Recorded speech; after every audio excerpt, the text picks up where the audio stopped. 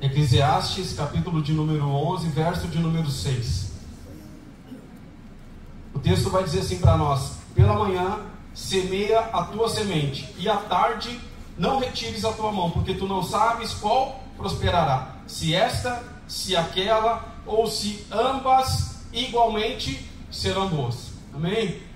O texto aqui diz para nós que nós temos que semear, e fala de uma constância de semear, e fala de semear sem se cansar.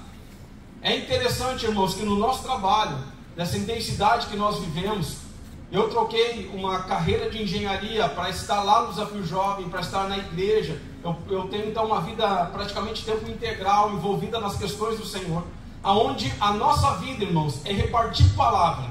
A nossa vida é sentar de manhã com os meninos, sentar com os irmãos da igreja, repartir a palavra.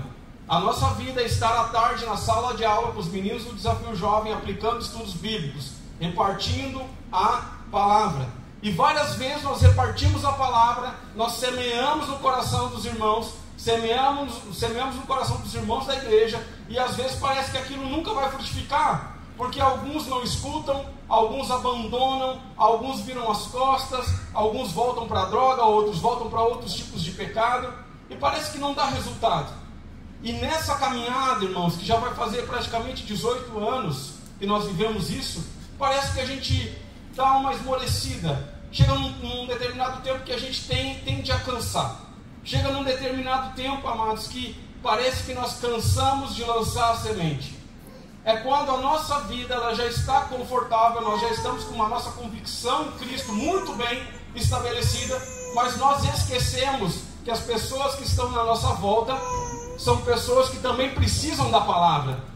E quando eu falo a volta, irmãos, é na volta mesmo. É na fila do banco, é no meu trabalho, é onde eu estudo. Volta é volta. O próximo é aquele que está próximo. E é interessante, irmãos, que quando a gente vai, às vezes, cansando, e eu também já cheguei a cansar de semear, parece que, às vezes, aquilo que nós estamos semeando, toda a intensidade do nosso trabalho, ele não vai dar resultado nenhum. Então a gente acaba trocando as nossas prioridades no Senhor e queremos fazer várias coisas no Senhor e ignoramos aquilo que Ele deixou para que nós fizéssemos no grande comissionamento. É a principal das coisas. Aonde nós precisamos falar do amor dEle, aonde nós precisamos discipular, aonde nós precisamos batizar as vidas que o Senhor tem colocado próximo de nós. Então eu brinco com os irmãos que todo mundo que está próximo é um bom alvo. Todo mundo que está próximo de nós merece ouvir a palavra, merece ouvir o Evangelho. No ano passado, irmãos, eu fiz um pequeno levantamento. O ano tem 365 dias. Dos 365 dias, 280 vezes eu sentei com alguém para falar do amor de Deus, para discipular, para ensinar algum princípio bíblico, para ouvir confissão de pecados, para expulsar demônios, para impor as mãos para curar enfermos. E às vezes toda essa rotina traz um cansaço para nós.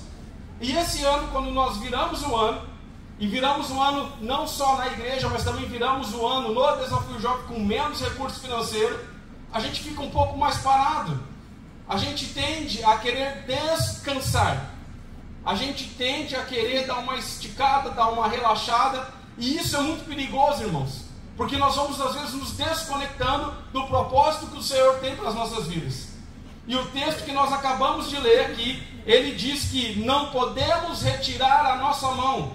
E retirar a mão significa descansar. Ele está dizendo, não descanse a tua mão. E se eu não tenho que descansar a minha mão, eu tenho que continuar. E continuar semeando, e continuar semeando, e continuar semeando. Por que eu preciso continuar semeando? Porque eu não sei qual daquelas sementes vai brotar. Se nós soubéssemos qual semente poderia brotar, seria mais fácil para nós. Mas nós precisamos fazer um movimento de fé, irmãos, de verdade, e não olhar para fatores externos, não olhar para as circunstâncias que estão na nossa volta. Às vezes nós olhamos a vida de uma pessoa e dizemos assim, mas eu acho que ele nunca vai chegar a ser alcançado pelo Senhor. Talvez essa vida de pecado, talvez esse caráter aí nunca vai ser transformado. Talvez tem pessoas que nós olhamos e dizemos, não, essa pessoa é difícil demais. Talvez não há na nossa mentalidade uma estratégia para que o Evangelho penetre na vida da pessoa. Mas na verdade, irmãos, a estratégia não é minha nem sua, a estratégia é do Senhor. E quando nós cumprimos o propósito dele, aquilo será estabelecido. Eu morei numa região, irmãos, por uns 3 a 4 anos, que era uma região de lavoura. Era uma região, praticamente 80% dela era agrícola. E quando você senta com agricultores, eu tenho amigos agricultores até hoje, que plantam 1.000, 2.000 hectares de soja, milho, arroz, e você começa a entender um pouco do processo que a semente passa até ela germinar. E aqueles homens plantam, e plantam hectares e hectares, e às vezes vem os intempéries, às vezes vem o clima, acaba com a lavoura, e no outro ano eles estão lá, investindo de novo, investindo dinheiro, investindo recurso, para que aquela semente venha a brotar naquele solo. Prepara o solo, remexe a terra, bota maquinário, investe muito dinheiro, e não desistem daquilo que estão fazendo. Irmãos, nós temos que ser os bons agricultores de Cristo. Nós precisamos percorrer, irmãos, os territórios, olhar para os terrenos e não cansar de semear. Porque se nós olharmos as circunstâncias externas, nós nunca vamos fazer, irmãos. Nunca vamos fazer. Se nós olharmos as condições do nosso governo atual, se nós olharmos as condições, às vezes, daquilo que está se tornando as próprias universidades, uma série de coisas que nós ouvimos e vemos nos noticiários, nós vamos nos acomodar e nós não vamos nos mexer. E é interessante, irmãos, no verso de número 4 aqui de Eclesiastes, o texto vai dizer para nós assim: quem somente observa o vento nunca semeará, e o que olha para as nuvens nunca colherá. Sabe o que significa isso? Se nós ficarmos observando os fatores externos, nós nunca vamos fazer. Se nós ficarmos olhando para dentro de nós e acharmos que nós não temos capacidade de repartir a vida de Cristo que é em nós, nós nunca vamos fazer. O irmão que testemunhou aqui para nós, ele nunca falou em público. Ele tinha um texto todo escritinho, e no carro nós estávamos ouvindo ele. Eu disse para ele: irmão, pode abandonar o texto, porque nós temos que crer na palavra que o Espírito Santo vai nos dar na nossa boca as palavras necessárias para aquele que for o propósito que Ele está nos designando. Amém. Nós precisamos crer, irmãos. Se nós olharmos para os fatores, nós nunca iremos fazer. Se nós olharmos para as condições de fora, nós nunca iremos fazer. Se eu tivesse olhado para o coração do Marcos, naquela ocasião que ele chegou no Desafio Jovem, as ameaças que ele fez para mim, para a equipe, para a instituição, eu iria parar de semear na vida dele. Mas não, nós continuamos semeando, nós continuamos confrontando o pecado, nós continuamos ensinando a palavra, amados. Você lembra quando Jesus fala para os discípulos, se os discípulos queriam abandonar ele, e Pedro tem aquela revelação de Jesus e diz: para quem nós iremos, se só tu tens as palavras de vida eterna? Irmãos, as palavras de vida eterna fazem parte da minha vida e da tua vida. Então, quando nós abrirmos a boca para falar do Evangelho, nós estamos abrindo uma janela de eternidade para as pessoas que estão nos ouvindo. Até quando, Juca? Sempre. Até quando? Sempre. Até quando? Sempre. O meu trabalho, irmãos, é às vezes de caminhar com o indivíduo 9 meses. Todos os dias. E depois do 9º mês, às vezes ele abandona a caminhada com Jesus. Às vezes ele cai de volta no mundo, ele cai nos prazeres do mundo, ele recai, e daqui a pouco ele volta de novo para a instituição. E o que a gente faz? Semeia de novo. Semeia de novo. Semeia de novo. Semeia de novo. Por quê? Porque eu não sei aonde vai brotar, irmãos. Eu sei que eu tenho que semear. Eu sei que eu tenho que lançar a palavra sobre a vida dos meus irmãos. Amém. Sobre as pessoas que o Senhor tem colocado para nós. O nosso trabalho, irmãos, como Desafio Jovem, tem sido perseguido na nação brasileira. O governo quer fechar o nosso trabalho. Sutilmente estão construindo políticas públicas que querem nos descredenciar a ter espiritualidade dentro dos centros de recuperação. Eles estão tratando de uma política pública sobre drogas que vai proibir o acolhimento de pessoas dentro de instituições como a nossa. Porque eles consideram a nosso tipo de instituição como se fosse algo manicomial. estão fazendo movimentos, amados. Satanás está se movimentando e nós não estamos semeando. Satanás está fazendo seus movimentos e nós não estamos nos levantando. Nós precisamos nos levantar. Em Nova Trento, irmãos, o Léo conseguiu uma vaga no Conselho Municipal de Assistência Social. E eu consegui uma vaga no Conselho Municipal de Saúde. Sabe o que isso significa? Que lá dentro desses dois conselhos, onde se define a política pública do município sobre saúde e sobre assistência social, aonde se define onde os recursos vão ser gastos, as estratégias de abordagem, o que vai ser feito, aquilo que vai ser falado, nós estamos lá dentro, irmãos, como representantes da igreja, representantes de Cristo dentro das políticas públicas, porque se nós não ocuparmos os nossos lugares, alguém vai ocupar. Se nós não fazermos aquilo que é para nós fazermos, nós vamos sentar, amados, e passar uma vida lamentando. Então nós precisamos avançar, irmãos, e continuar semeando em todos os ambientes que o Senhor estiver nos colocando. 6 vezes o irmão passou lá na instituição. 6, irmãos. Eu conheço ele por uns 15 anos, mais ou menos. E aprove agora o Senhor permitir que a semente germinasse no coração dele. Marcos capítulo 4, verso 26 vai dizer para nós: o reino de Deus é assim, como se um homem lançasse semente à terra e dormisse, e se levantasse de noite ou de dia, e a semente brotasse e crescesse, não sabendo ele como, porque a terra por si mesmo frutifica. Primeiro a erva, depois a espiga, e por último o grão cheio na espiga. E quando já o fruto se mostra, mete-lhe logo a foice, porque está chegado a hora de ceifar. São processos, irmãos. São processos. São processos onde a gente precisa fazer a nossa parte. Como que é o reino de Deus? Como um homem que saiu a semear. Nós precisamos fazer o nosso papel, irmãos. Constantemente. Nós carregamos o encargo de Jesus. Nós carregamos, irmãos, a palavra capaz de curar, de libertar, de trazer à vida aquilo que está morto. Se nós olharmos para o momento que Jesus ressuscita Lázaro, quando ele olha para todos, ele diz assim: se vocês crerem, vocês vão ver a glória de Deus. A glória de Deus está na manifestação da morte para a vida.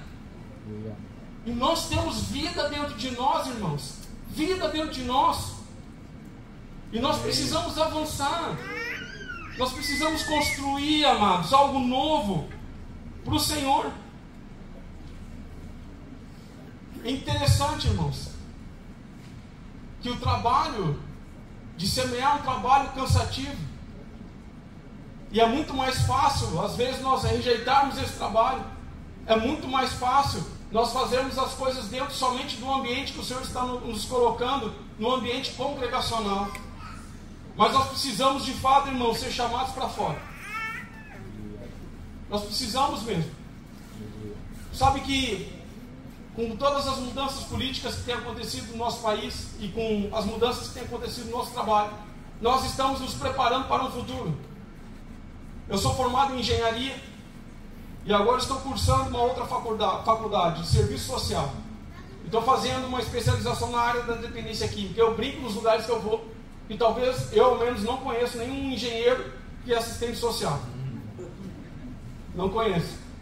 Mas eu estou me preparando, irmãos, para aquilo que está por vir. A minha esposa está cursando enfermagem, porque nós estamos nos preparando para aquilo que está por vir. Nós temos que estar preparados, irmãos. Preparados. E temos que estar atentos, irmãos. João, capítulo 12, verso 24, vai dizer assim para nós: se o grão de trigo que cai na terra não morre, ele continua só um grão de trigo. Mas se morre, então produz muito fruto. Eu estava conversando um dia com um irmão que é agricultor e ele planta soja. E eu li esse texto para ele, e ele estava falando para mim, ele disse: olha, o grão de soja é muito parecido com esse texto que você falou. Eu disse: por que será, né? Quem será que criou o grão de soja? E ele assim, ele é um homem que está conhecendo o Senhor. Então ele falou assim: quando eu planto soja, quando eu vou lá semear, Um tempo depois, um pouco antes dela brotar, eu dou uma espiadinha na semente. Se aquela semente absorveu água, essa semente ela não vai frutificar naquilo que ela foi designada.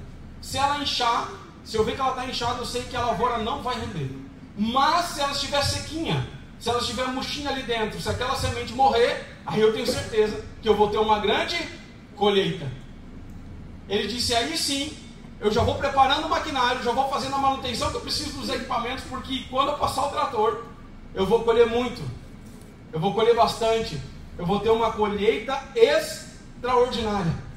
E sabe, irmãos, nós precisamos aprender a semear. E quando nós semeamos, nós largamos aquela semente lá, e nós precisamos dar o tempo para aquela semente morrer na terra. Nós precisamos dar o tempo, respeitar o processo daquela semente morrer lá, e não ficar cavocando o tempo todo a semente. O nosso problema é que às vezes nós semeamos na vida das pessoas e nós ficamos com uma lupa no outro dia atrás para saber se aquilo já está germinando. E não é o que o texto diz para nós. O texto diz que nós temos que lançar a semente. E aquele homem não sabendo como ela brota. A terra por si só produz. Então se nós ficarmos lá cavocando a semente, pressionando aquela semente, talvez ela nunca vá vingar, talvez ela nunca vai crescer. E vamos ter dois trabalhos, amados. O trabalho de arar a terra e semear, e o trabalho de não colher nada, de ser frustrados com aquilo que nós estamos fazendo. Nós semeamos na vida desse irmão que falou aqui há 15 anos atrás. E eu falo, irmãos, diante dos irmãos, eu dei uma cavocada várias vezes naquela semente. Pressionei várias vezes aquela semente. E aquela semente não frutificou. A semente foi frutificar agora. Por quê? Porque nós lançamos e ensinamos ele que ele precisava morrer. Nós ensinamos ele que ele precisava abrir mão de coisas.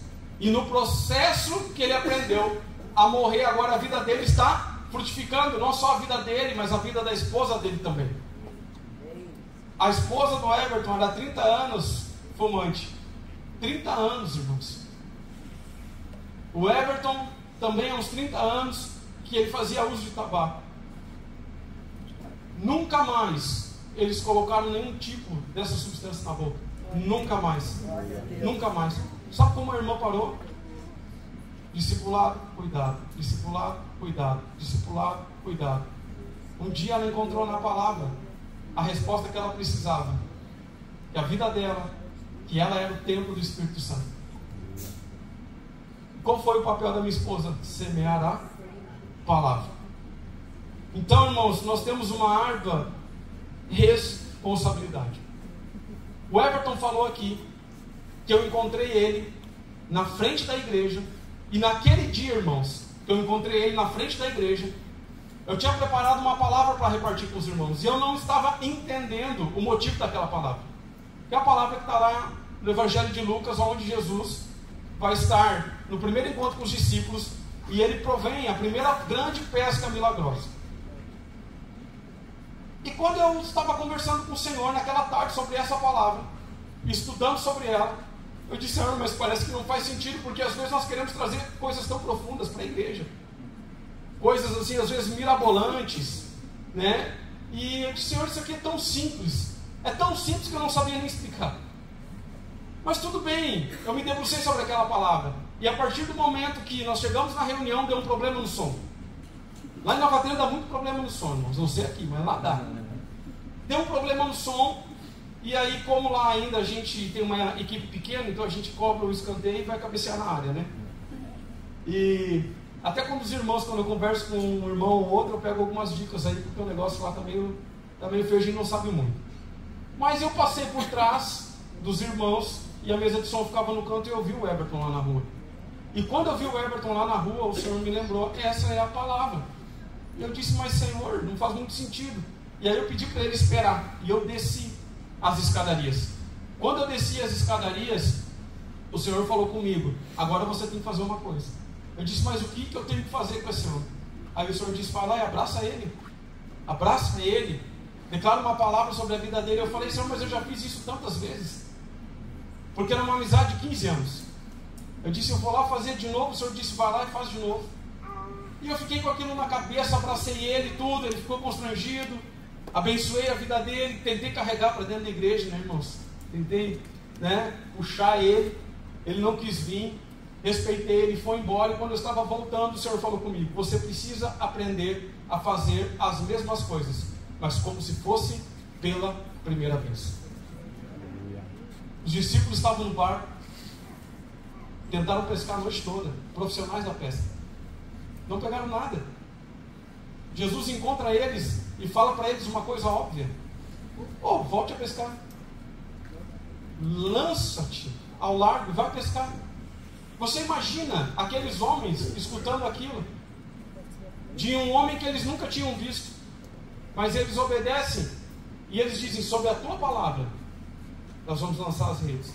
Eles fizeram a mesma coisa, irmãos, que eles faziam há anos, só que agora eles fizeram como se fosse a primeira vez, porque fizeram sob uma palavra determinada de Jesus. Quantas vezes eu tenho que lançar a rede, irmãos? Várias vezes, constantemente, todos os dias. Mas como? Como se fosse a primeira vez. Ignora, não ouviu? Ok, irmão, ignora. No outro dia é um novo dia. No outro dia você vai lá e fala de novo. No outro dia fala de novo. Dali uma semana você fala de novo. Mas não pare de falar. Nós precisamos entender, irmãos, que essa capacidade de lançar as redes é uma capacidade que o Senhor nos deu. Há uma graça sobre isso. Há uma misericórdia sobre isso. Quem você acha que o Senhor vai chamar para lançar as redes sobre os outros? Você acha que o Senhor vai chamar o ímpio?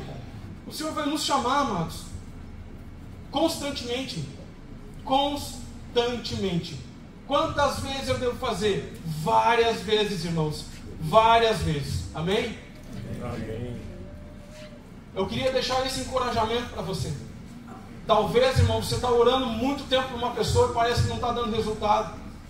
Talvez nós temos familiares que nós falamos e eles rejeitam aquilo que nós temos.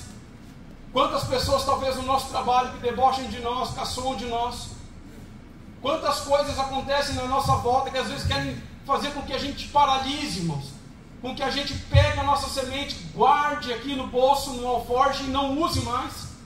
Quantas vezes, pelas circunstâncias de estarmos cansados e termos trabalhado uma noite toda, nós não queremos lançar rede de novo. Mas eu quero deixar aqui, irmãos, um encorajamento para você. Não desista, irmão. Não desista. Olhe para o ambiente que o Senhor está te colocando. Tem pessoas aqui que têm acesso. Tem pessoas aqui que visitam pessoas constantemente.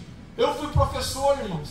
Eu entrava na sala de aula, na Fiesc, no Senai, e depois na sala de aula, os meninos iam falar comigo e eu falava de Jesus para eles, fora do ambiente do Senai. Mas não desperdice a tua palavra. As pessoas perguntavam: o que você faz da vida? Agora sim, eu faço, sabe o que, irmãos? Eu trabalho dentro de um desafio jovem.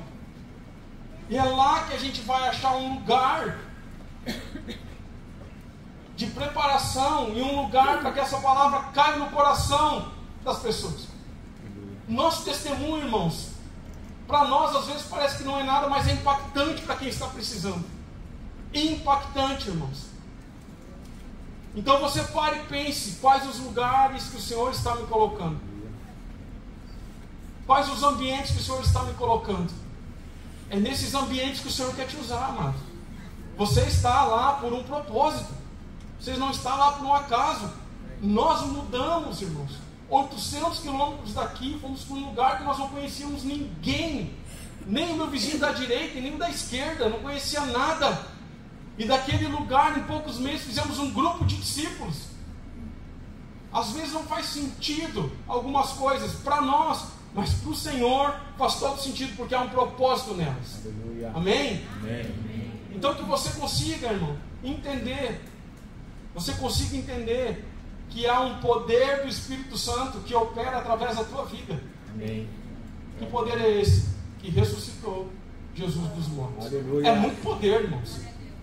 E eu queria encerrar com aquele texto que, de uma maneira desapercebida,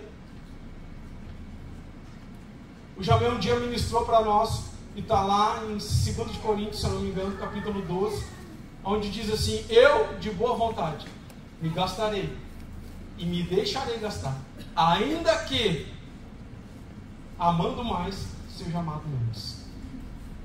Eu de boa vontade. Tem que ter boa vontade, irmãos, que as pessoas vão nos gastar. As pessoas vão nos constranger. Mas é desse jeito que nós precisamos ser. Amém? Amém. Eu convido os irmãos para conhecer o Desafio Jovem, aqueles que não conhecem, conhecer a igreja lá em Nova Trento, ter um tempo conosco lá, orar conosco, impor as mãos sobre os meninos. Irmãos, é um tempo precioso. Amém?